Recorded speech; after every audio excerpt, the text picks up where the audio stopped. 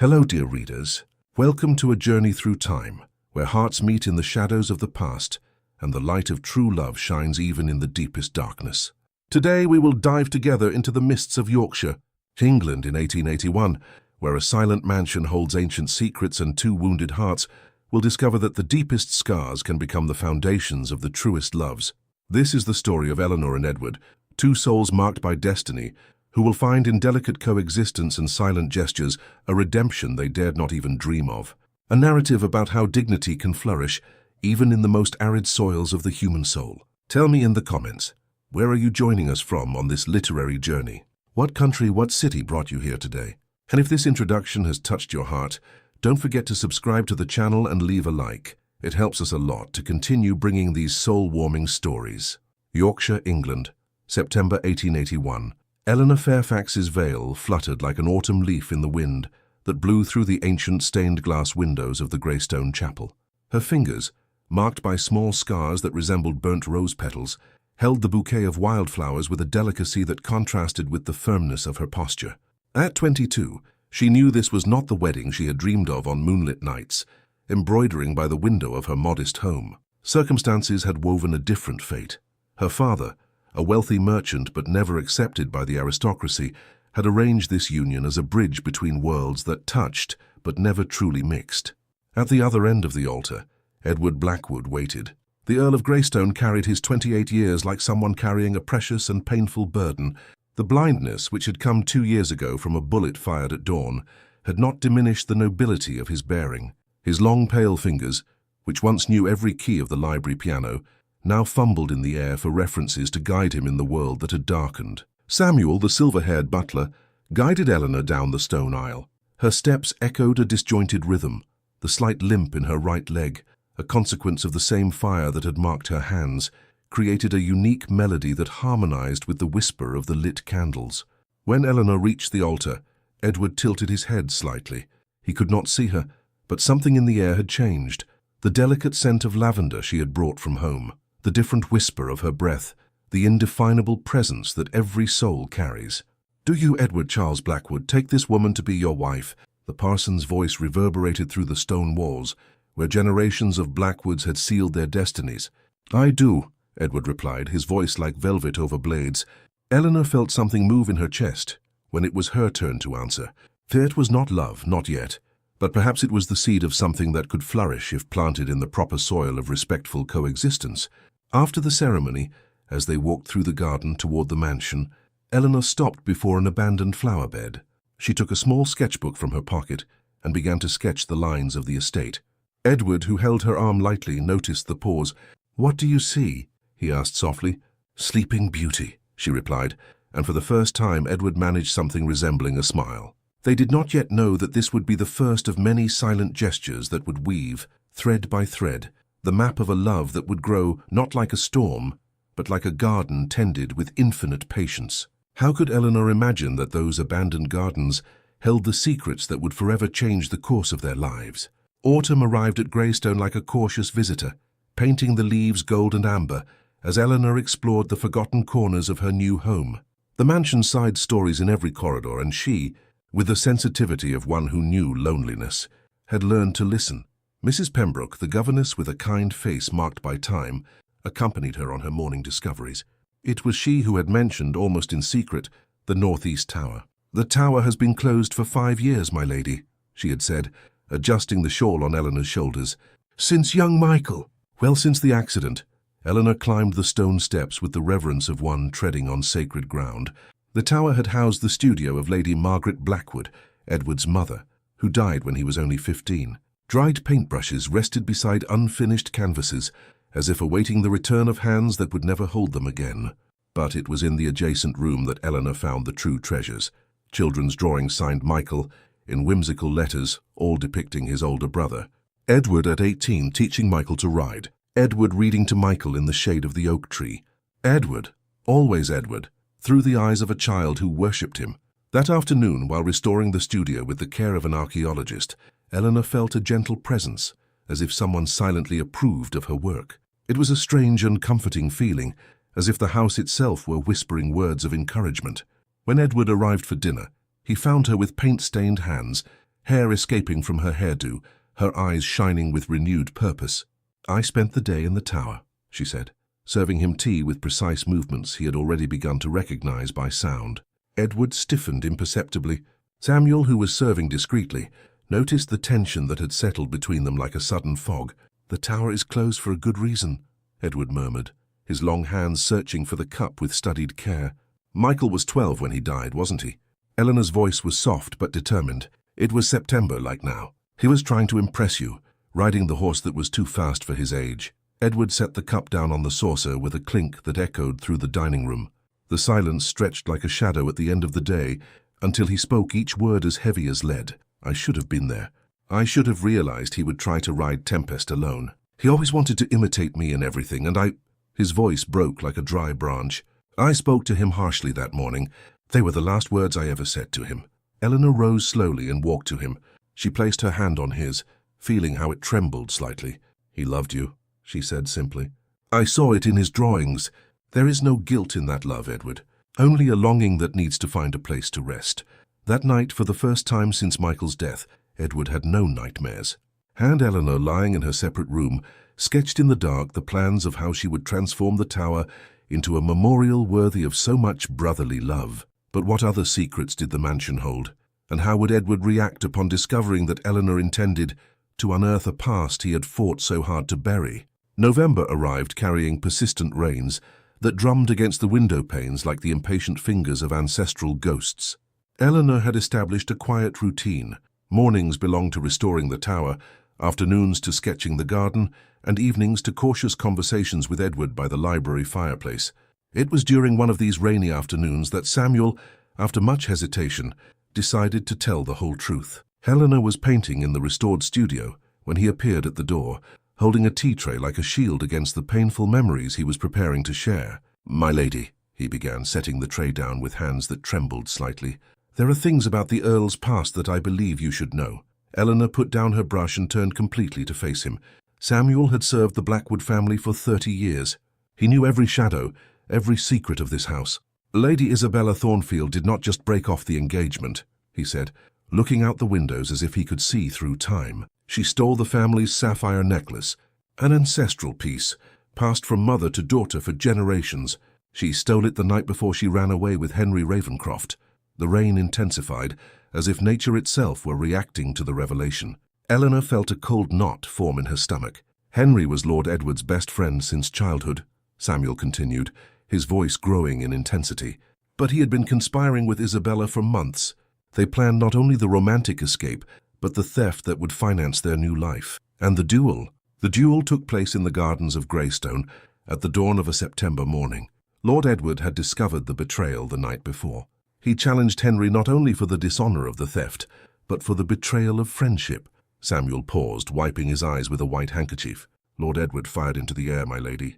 Even betrayed, even robbed, he could not bring himself to shoot to kill a man he had considered a brother." Eleanor felt tears burning her eyes. "And Henry?" "Henry shot to kill. The bullet was aimed at Lord Edward's heart, but he moved at the last moment to protect the family portrait that was behind him. The bullet grazed him, but fragments damaged the optic nerves irreversibly. Or so we thought." That night, Eleanor went up to Edward's room for the first time since the wedding. She found him sitting by the window, listening to the rain. "Samuel told me," she said softly, and he showed no surprise. "Then you know you married a fool," he murmured. "A man who couldn't recognize falsehood when it slept in his own house." Eleanor approached and knelt beside his chair. She took his hands in hers, feeling the restrained strength in those fingers that had learned to read the world through touch. "I married a man of honor," she said firmly. "A man who preferred blindness to killing. A man who loved with such purity that he couldn't see the evil where he only expected to find good." Edward turned his face toward her voice, and Eleanor saw something break and rebuild simultaneously in his features. "You do not know me, Eleanor. You do not know what I am capable of when anger takes over." "Then show me," she whispered. "Show me your anger, your hatred, your pain. Show me everything you keep in the dark, and you will see that there is nothing in you that would make me love you less." It was the first time the word love was spoken between them, and they both felt its weight as a blessing and a promise. But how would Edward react upon discovering that Eleanor planned to confront not only the past, but also the future he believed was lost forever? December arrived like a silent invader, bringing with it the first major snowstorm in 5 years.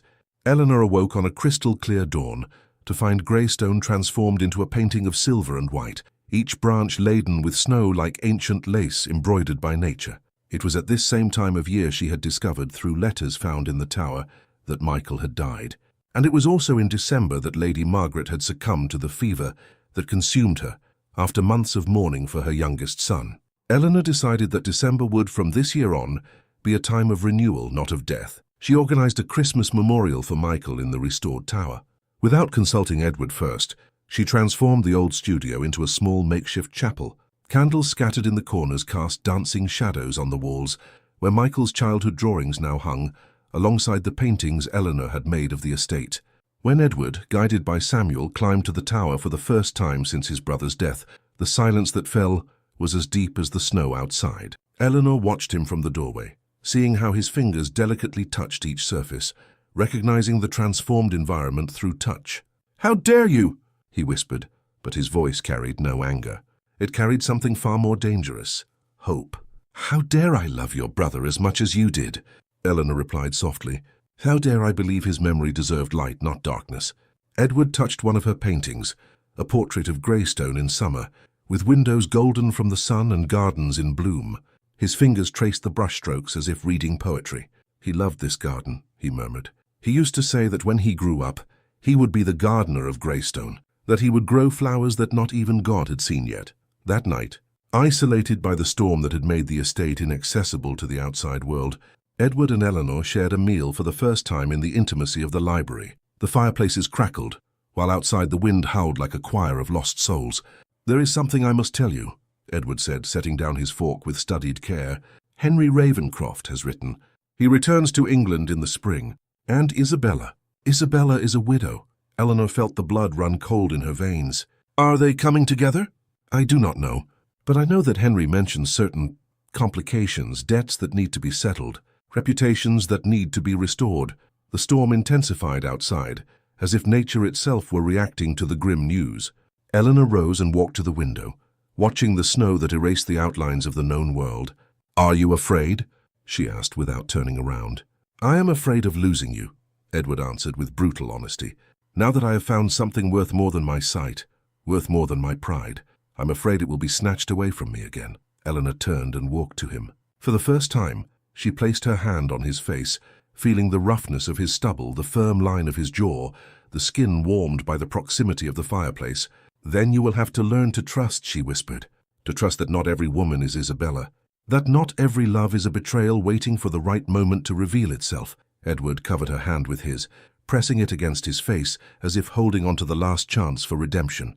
But what secrets did Isabella and Henry bring with them, and how would the approaching spring storm test the still fragile love between Edward and Eleanor? March awakened Greystone with gentle fingers of sun, and the intoxicating scent of daffodils sprouting through the melting snow. Eleanor convinced Edward, on a morning of clear skies and sweet air, to visit Michael's grave together for the first time. The family cemetery was on a gentle hill behind the mansion, protected by ancient oaks that whispered secrets of generations past.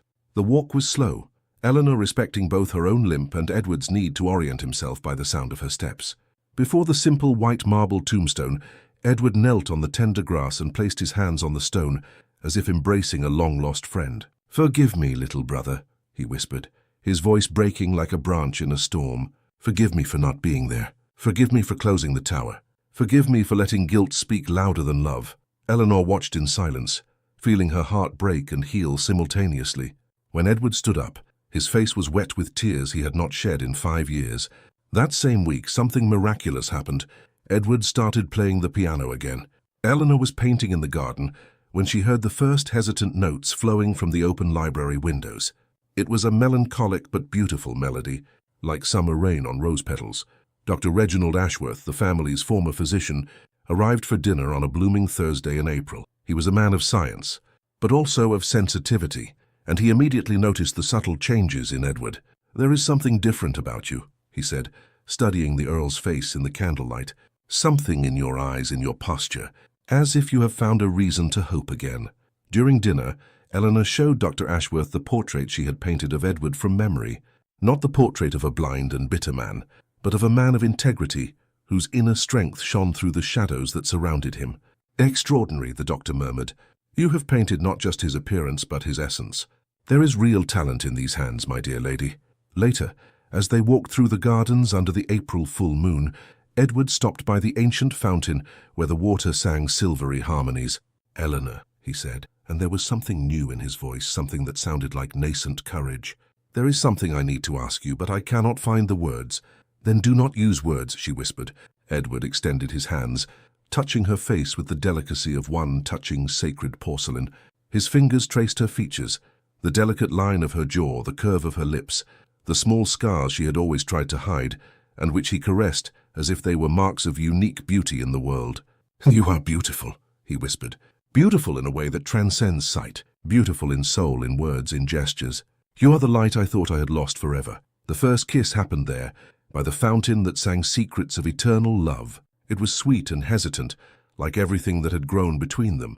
Slowly, respectfully, but with the solidity of a foundation built to last for centuries. When they parted, Edward rested his forehead against hers, breathing in her lavender scent as if breathing pure hope. "I love you," he said simply. "I love you in a way I did not know it was possible to love." But what new hope would Dr. Ashworth bring on his next visit?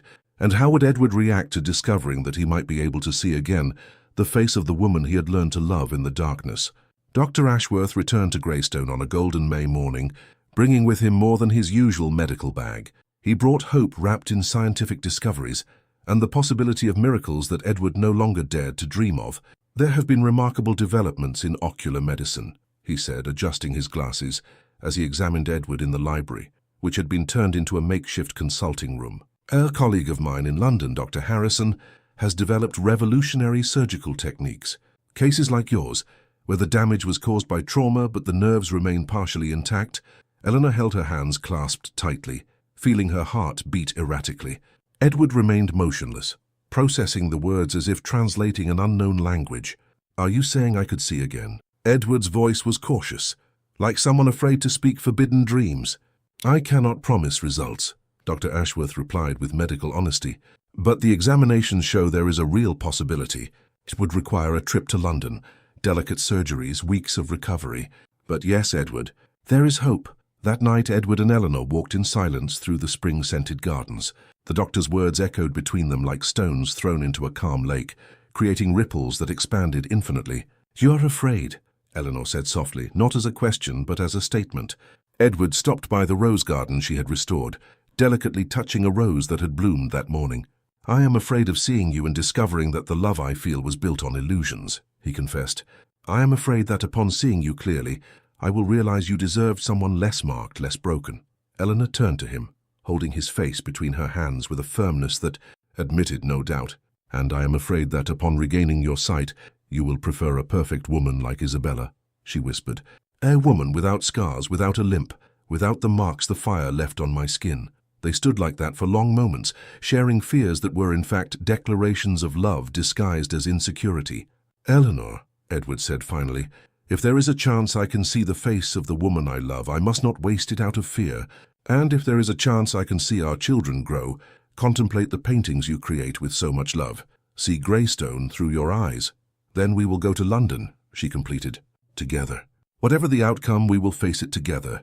That dawn, Eleanor painted until sunrise.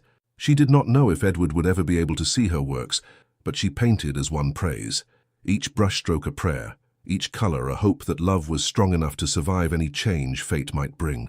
And when the sun rose, it found them embraced in the tower studio, she with her hands still stained with paint, he whispering promises against her hair, gilded by the first ray of light. But how would they both react to the ultimate challenge of their insecurities, and what revelations awaited Edward when the bandages were finally removed from his eyes? June transformed the northeast tower of Greystone into an unlikely sanctuary. Dr. Harrison had accepted the challenge of operating on Edward on the estate itself, turning Lady Margaret's old studio into a surgical room that rivaled any London hospital. Eleanor had overseen every detail, the white linen curtains that filtered the perfect light, the sterilized instruments that shone like sacred silver, the fresh flowers that scented the air with promises of renewal. It was as if all of Greystone held its breath. On the morning of the first surgery, Edward held Eleanor's hand until the last possible moment, their fingers intertwined with the desperation of someone clinging to the last piece of solid ground before jumping into the abyss. "If something goes wrong," he began. "Nothing will go wrong," Eleanor interrupted firmly. "And even if it does, I will be here. I will always be here." The hours dragged on like centuries. Eleanor remained in the adjacent room, painting compulsively to keep her hands busy, while her heart pounded like a war drum. Mrs. Pembroke brought tea that cooled untouched. Samuel paced the corridors like a restless ghost, and the whole house seemed to echo the tense silence of waiting. When Dr. Harrison finally emerged from the improvised theater, his hands were still trembling slightly. "The first phase was successful," he announced, wiping the sweat from his brow. "But there are still 2 surgeries ahead. The recovery will be slow, and we will not know the final result until we remove the bandages." During the weeks that followed, Eleanor did not leave Edward's side. She slept in a chair by his bed, read to him during the long hours of wakefulness, and held his hand when the pain became unbearable. "Tell me about your paintings," he would ask during a particularly difficult afternoon in July. "I painted Greystone in the summer," she whispered, describing each brushstroke as if narrating an epic poem. "The windows golden with sunlight, the garden blooming in shades that not even the rainbow knows, the fountain singing stories of eternal love. And us? Did you paint us?" Eleanor smiled against his feverish forehead. "I painted you in the garden, playing the piano under the oak tree. And I painted myself by your side, not as an arranged wife, but as a woman who chose to love." On the morning of July 15th, Dr. Harrison declared that the moment of the final revelation had arrived. The entire household gathered in the tower. Samuel with his teary eyes, Mrs. Pembroke wringing her apron in her anxious hands, Eleanor holding her breath as if preparing to dive. The bandages were removed layer by layer, like petals being gently peeled away. Edward blinked slowly, confused by the light that gradually entered his perception. "I can see shadows," he whispered, amazed. "I can see light." Then his eyes gradually focused, and the first thing he saw clearly was Eleanor's face leaning over him, wet with tears of mixed joy and terror. Edward raised a trembling hand and touched her face, now seeing for the first time the small scars he had always caressed in the dark, the green eyes that shone like emeralds under water, the mouth he had learned to love before he could behold it. "Good heavens," he whispered, his voice breaking into sobs. "You are even more beautiful than I dreamed. You are perfect, Eleanor. Perfect in every detail, in every mark, in every imperfection that makes you unique in the world." The first kiss with sight was different from all the previous ones. Edward could see the tears streaming down Eleanor's face, could watch how her eyes closed when he touched her, could finally see the woman he had learned to love in the darkness. But what challenges awaited the couple now that Edward had regained his sight, and how would the past resurface to test the solidity of the love they had built? August arrived carrying more than heat and the scent of late roses. It arrived bringing riders on the road to Greystone, announcing visitors Eleanor had learned to fear before she even met them. Edward, still marveling at his recovered ability to see the world, was in the garden contemplating his paintings when Samuel approached with a grim expression that contrasted with the golden beauty of the afternoon. "My lord," he said, his voice laden with foreboding, "Lady Isabella Thornfield requests an audience. She has arrived accompanied by Lady Constance Fairweather and brings correspondence." Eleanor, who was painting near the fountain, felt the brush slip from her fingers, as if her own hands had forgotten how to hold it. Edward stiffened, his newfound joy in seeing the world turning into something hard and sharp as a blade. Isabella Thornfield entered the main hall of Greystone like a storm dressed in black silk. At 26, she retained the icy beauty that had bewitched Edward years before, but there was something predatory in her blue eyes that widowhood had accentuated. "Edward, my dear," she said, extending a gloved hand as if granting a royal audience, "how glad I am to hear you have recovered your sight. And this must be your wife." The tone in which she pronounced wife made Eleanor feel like an intruder in her own home. Constance Fairweather, Isabella's cousin and a woman of dubious reputation, watched everything with the calculating eyes of someone assessing potential gains. "What do you want here, Isabella?" Edward's voice was controlled, but Eleanor noticed the tension running through his shoulders, like a rope stretched to its limit. Isabella smiled with the coldness of a predator, playing with its prey before the fatal strike. "I have come to save you, of course. To save you from a marriage based on deceit and manipulation." From the ridiculous reticule she carried, she extracted a bundle of letters yellowed with time. Eleanor immediately recognized the handwriting, or what appeared to be Edward's handwriting. "Compromising letters you wrote during your visual indisposition," Isabella said, savoring each word like expensive wine. Letters where you confess that your marriage was a desperate mistake, that Eleanor manipulated you during your blindness, taking advantage of your vulnerability. Eleanor felt the world crumble around her like a sandcastle, touched by the tide. Edward took one of the letters, his newly healed eyes scanning the lines with growing disbelief. "This is impossible," he murmured. "I never wrote such words." "Oh, but you did," insisted Constance, joining the attack. "And there is more. Evidence that Eleanor orchestrated this entire marriage, knowing of your condition, aiming only for title and fortune." Isabella approached Edward with feline movements. "I have always loved you, Edward. My marriage to Lord Thornfield was a mistake for which I paid dearly. Now that I am free, we can correct the mistakes of the past." Eleanor remained silent, but something fierce awakened in her gaze. She watched Isabella with the attention of an artist studying a model, noticing details others might miss. The less valuable jewels she now wore, the fabric of the dress that tried to look expensive but revealed savings, the slightly wrinkled hands of someone who had known work. "You lost the stolen fortune, didn't you?" Eleanor said softly, and her words fell into the silence like stones in a still lake. Isabella stiffened almost imperceptibly. "I do not know what you are talking about." "The sapphires," Eleanor continued, rising with the dignity of a queen. "The sapphires you stole from this house, which you sold to finance your escape and which you lost in unsuccessful speculations." The silence that followed was as thick as black velvet.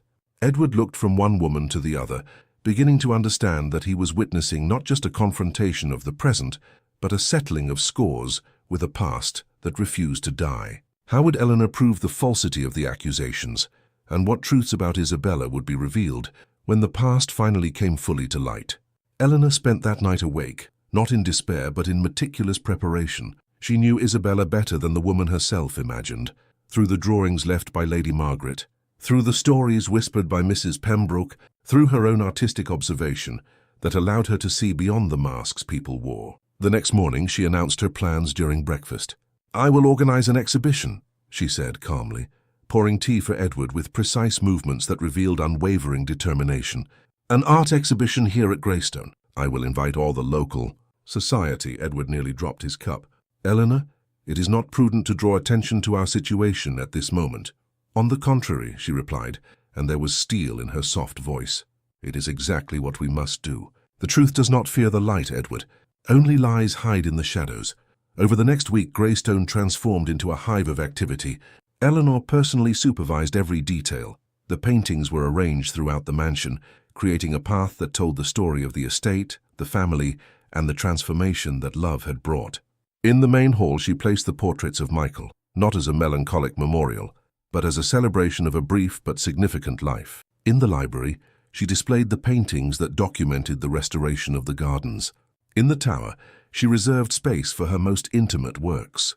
The portrait of Edward playing the piano, the series of canvases that captured the changing light over Greystone through the seasons.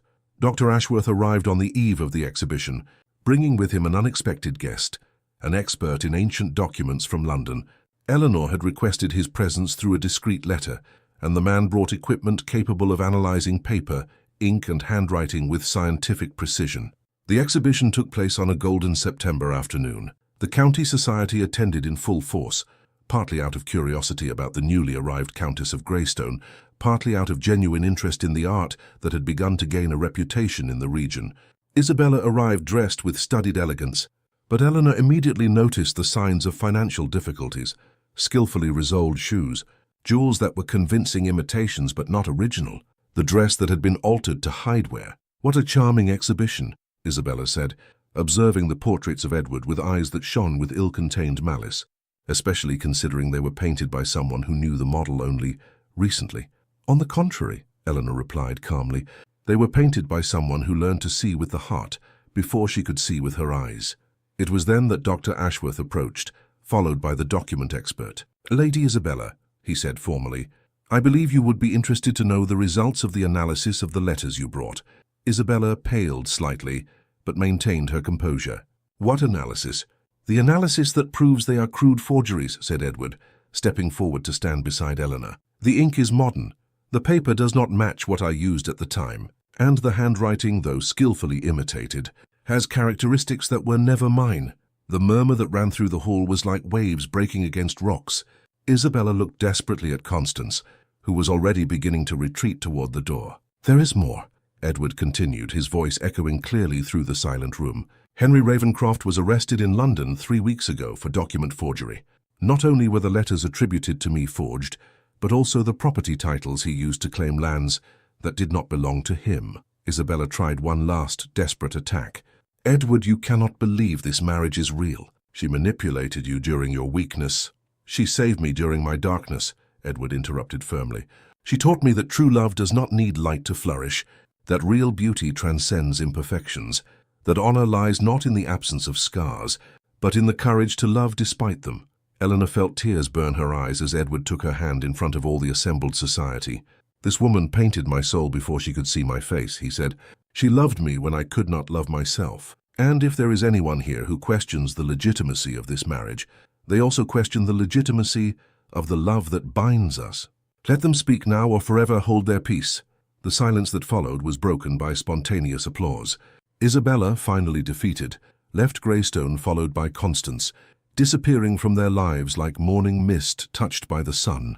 But what new horizons would open for Edward and Eleanor, now that the past was finally buried? And how would the love that had survived so many storms flourish? The autumn of 1882 painted Greystone in colors Eleanor had never dreamed of capturing on canvas. Deep golds like ancient honey, vibrant reds like rubies in the sun, soft oranges like silk in the wind. And for the first time since her arrival, she felt she truly belonged to those ancestral lands.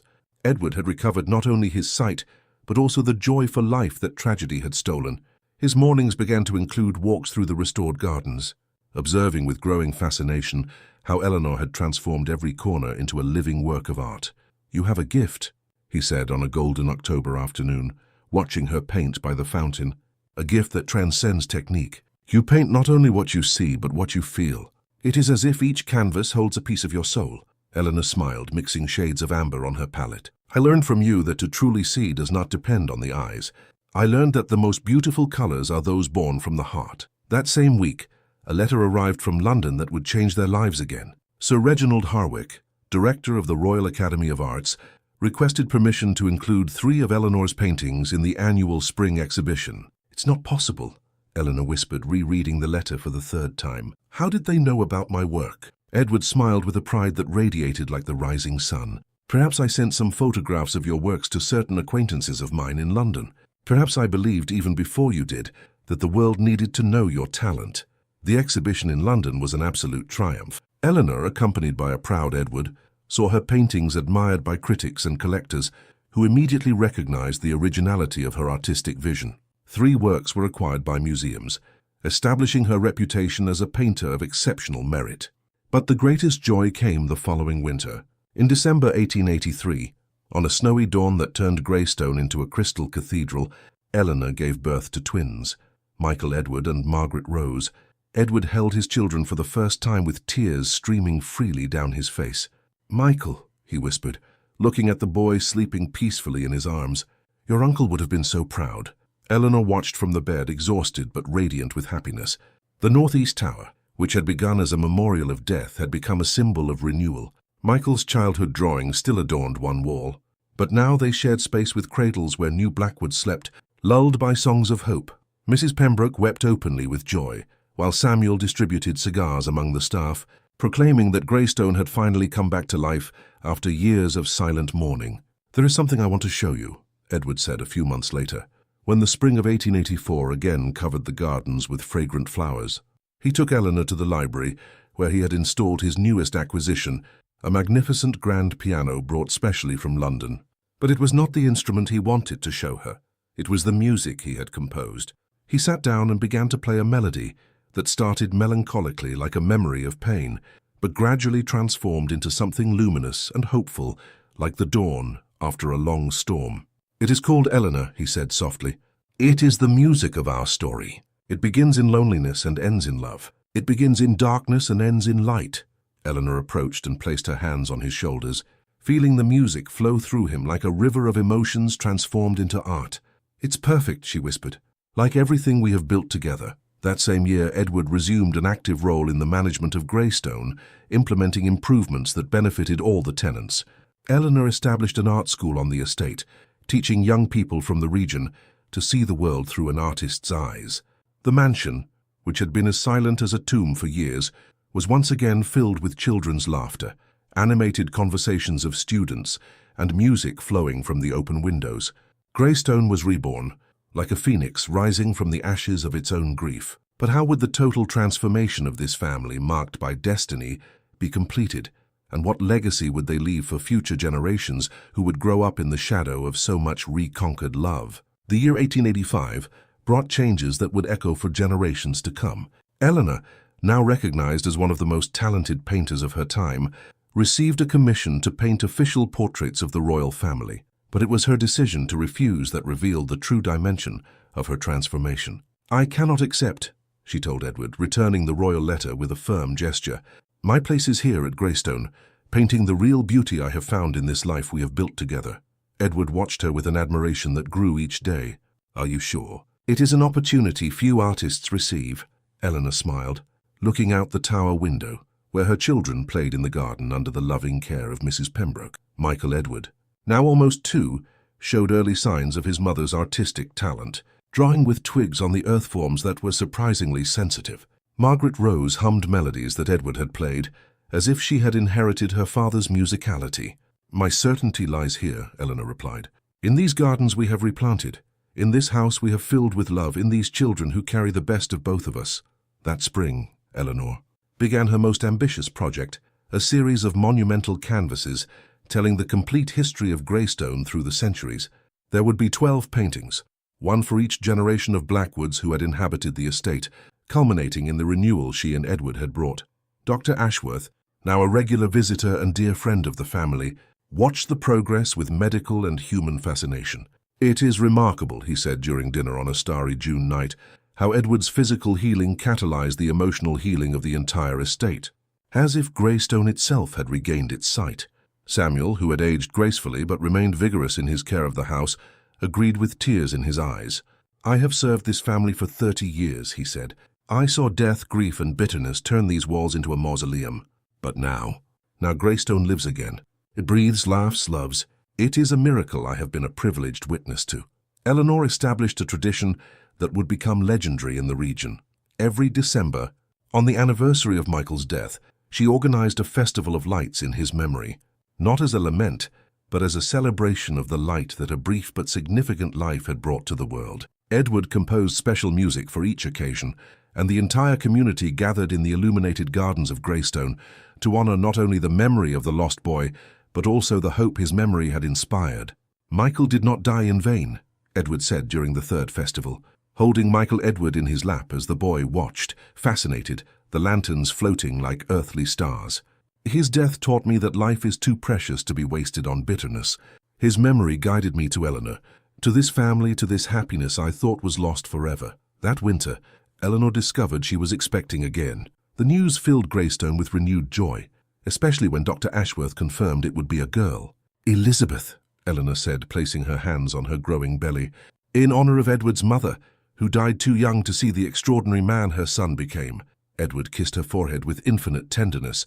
"Elizabeth Margaret Eleanor Blackwood," he said, "a name that carries the entire female lineage that made this miracle possible." The pregnancy passed serenely, lulled by the music Edward played every night, and the paintings Eleanor continued to create, documenting every moment of the transformation they had wrought in their lives. Mrs. Pembroke, now promoted to head housekeeper, supervised the preparations for the new baby's arrival with military efficiency, tempered by maternal affection. "It will be spring when she is born," she said, preparing the carved wooden cradle that had served generations of Blackwoods. The spring of 1886, a new beginning for a new generation. But what challenges and joys awaited this family that had learned to turn pain into beauty? And how would the circle of love that began with a marriage of convenience and flourished into a union blessed by destiny be completed?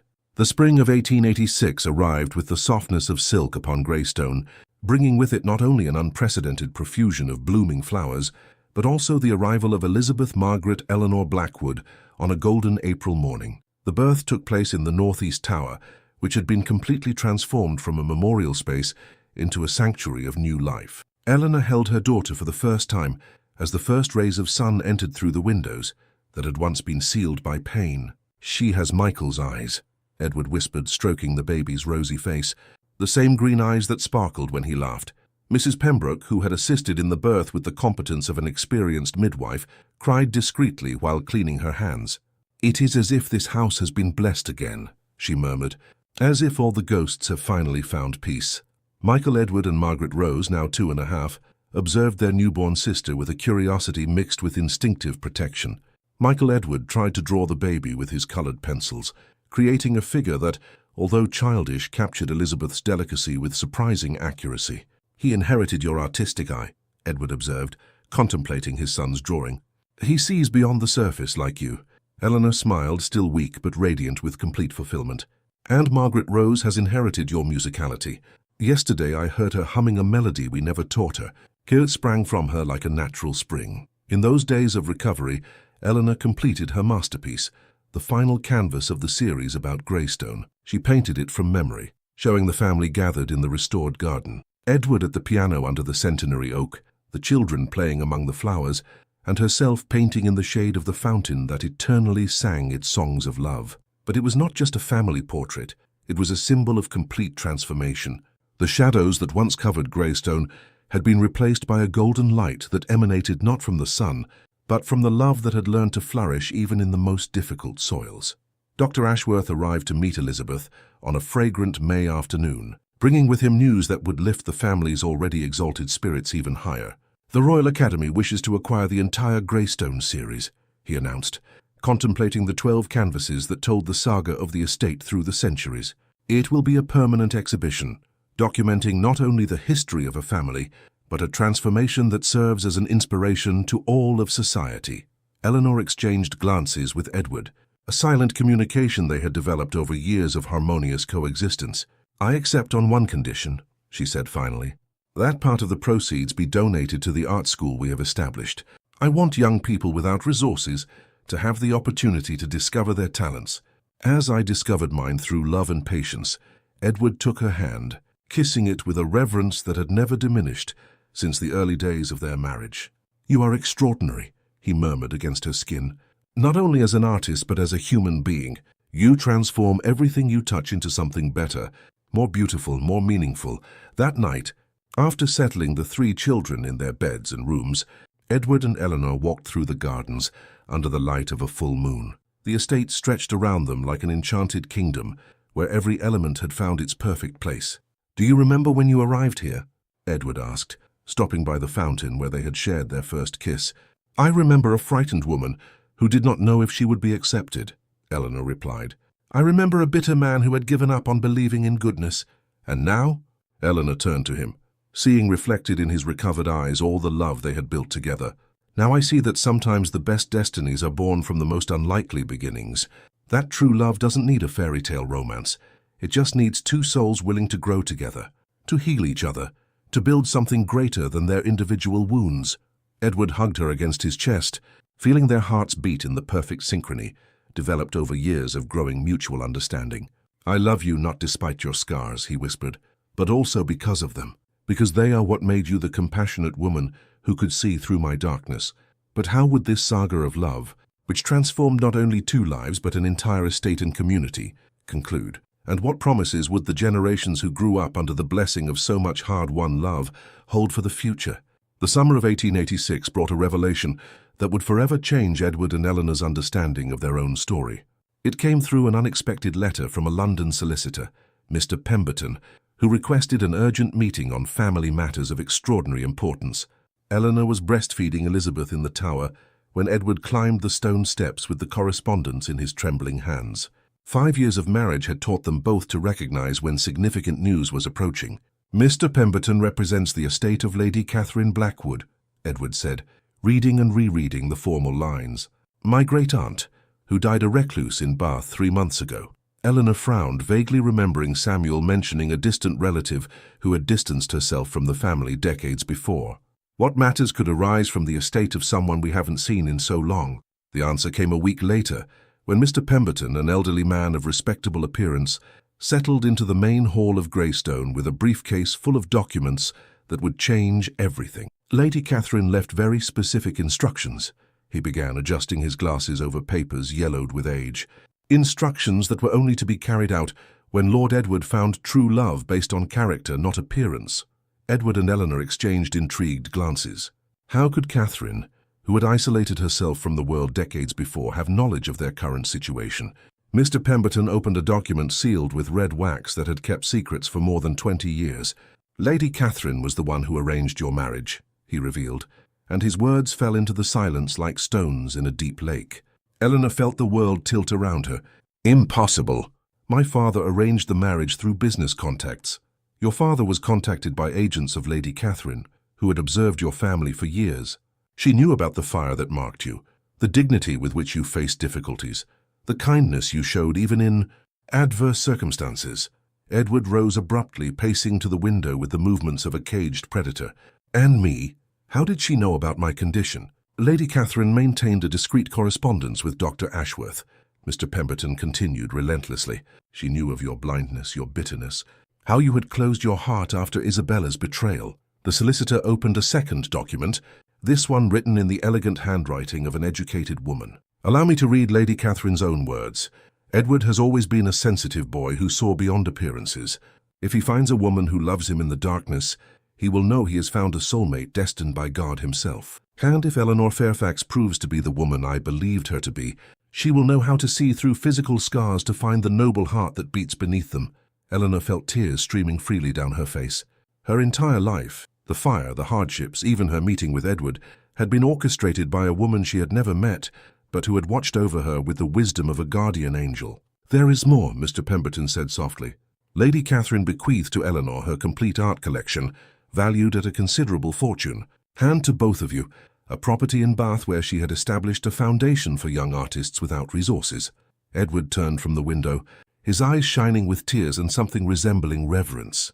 "She gave us to each other," he whispered. "She not only arranged our marriage but gave us the opportunity to discover that true love can grow even from the most unlikely soils."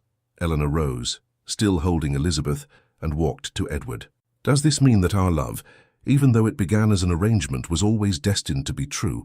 "It means," said Mr. Pemberton, putting away the documents with the reverence of one handling sacred relics, "that Lady Catherine believed in you before you even believed in yourselves. She saw in two wounded souls the possibility of mutual healing, of transformation, of a love that would transcend circumstances." That night, Eleanor and Edward stayed awake until dawn, processing revelations that completely rewrote their understanding of their own romance. They had not been victims of cruel fate, but beneficiaries of a benevolent conspiracy, orchestrated by a woman who had seen beyond appearances to glimpse possibilities they themselves dared not dream of. "She knew us better than we knew ourselves," Eleanor murmured against Edward's shoulder. "She knew we would be able to transform a marriage of convenience into a union blessed by the purest love." Edward kissed her hair, breathing in the scent of lavender that had become a symbol of home, of peace, of happiness won through infinite patience. "Lady Catherine gave us the greatest gift possible," he said. "Not only each other, but the chance to discover that we are capable of a love greater than our own wounds." But how would they celebrate this extraordinary revelation? And what promises would they make to honor the memory of the woman who had made all their happiness possible? The autumn of 1886 arrived laden with golds richer than ancient gold, reds deeper than rubies, and the feeling of a cycle completing itself more perfectly than any artist would dare to imagine. Eleanor organized a special pilgrimage.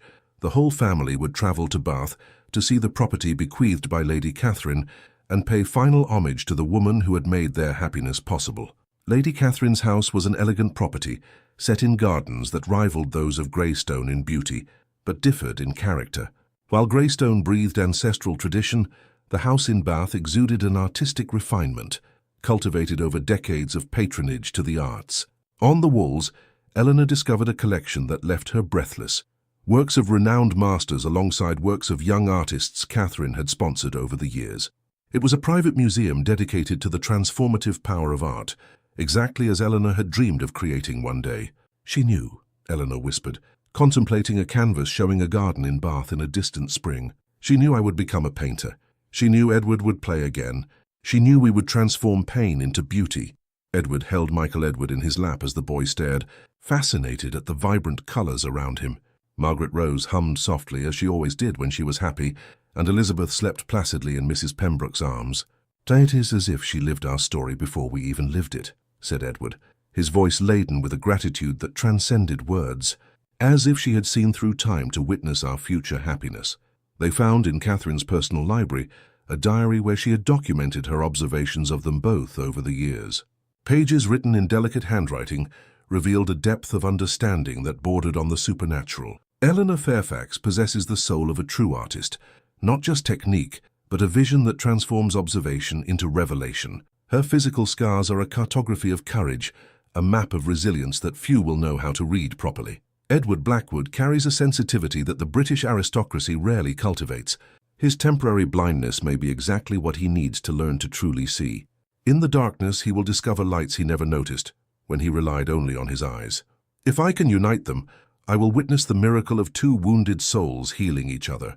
It will be my legacy, to demonstrate that true love is born not from perfection, but from the courage to love despite imperfections." Eleanor closed the diary with tears streaming freely. "She loved us before we even knew each other," she whispered. "She loved us enough to bet our future happiness on her ability to see beyond appearances." That afternoon, they made a decision that would forever seal Lady Catherine's legacy. They would transform the Bath property into the first official art school in England, dedicated exclusively to young people of humble origins. It would be a place where talent would be cultivated regardless of social status, where art would be taught not as an ornament, but as the language of the soul. "We shall call it the Catherine Blackwood Institute," said Edward, and his voice resonated through the silent library like a sacred promise. "It will be a living memorial to the woman who proved that the most powerful love is that which works in silence, planting seeds of happiness that will bloom in gardens she will never personally see." The return to Greystone was triumphant. The estate received them like a mother welcoming prodigal children, every stone, every tree, every corridor, echoing welcomes that had become unnecessary, because finally, truly, they were home. That night, Eleanor painted her final work of the documentary series on Greystone. It showed not only the current family, but the benevolent ghosts who had made their happiness possible. Lady Catherine smiling discreetly from an upper window, Lady Margaret watching with maternal approval from the garden, and Michael, young Michael, playing eternally in the shade of the oak where his nephews and nieces now grew up in safety and love. Edward composed music to accompany the painting, a melody that began with a funeral dirge for the lost lives, but gradually transformed into a hymn of gratitude for the blessings received, culminating in a promise that a love won with so much sacrifice would never be wasted. "Our story is not about two wounded orphans who found mutual solace," Eleanor said, contemplating the finished painting as Edward played. "It is about how true love can be cultivated, even in the most arid soils, how beauty can flourish even in the hearts most marked by scars." Edward stopped playing and approached her, wrapping her in arms that had learned to offer protection without possessiveness, love without suffocation. "It is about how two imperfect people can create something perfect when they choose to love not despite their flaws, but through them," he added. From the upper floor came the soft sound of the children sleeping, rhythmic breathing that promised future generations would grow under the blessing of so much hard-won love. Mrs. Pembroke and Samuel, now truly part of the family, guarded the house with a devotion that transcended duty. "What legacy will we leave?" Eleanor asked, snuggling against Edward's chest. "The legacy that it is possible to transform pain into beauty, loneliness into family, despair into hope," he replied, kissing her lavender-scented hair, which had become the symbol of all they had built together.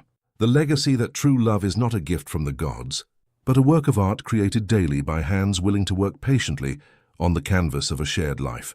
Greystone fell asleep around them like a satisfied guardian, finally at peace with itself and the secrets it had guarded for so long. The shadows that once covered its stones had been replaced by a golden light that emanated not from the sun, but from the hearts that had learned to love without reservation. And so, in a mansion where pain had taught two souls to recognize the value of happiness, where scars had become maps of courage, where blindness had taught true vision, Eleanor and Edward Blackwood discovered that the strongest love is that which grows slowly, like a garden tended with infinite patience, flourishing not despite the storms faced, but because of them. Love had won, light had triumphed over the shadows, and Greystone finally was complete,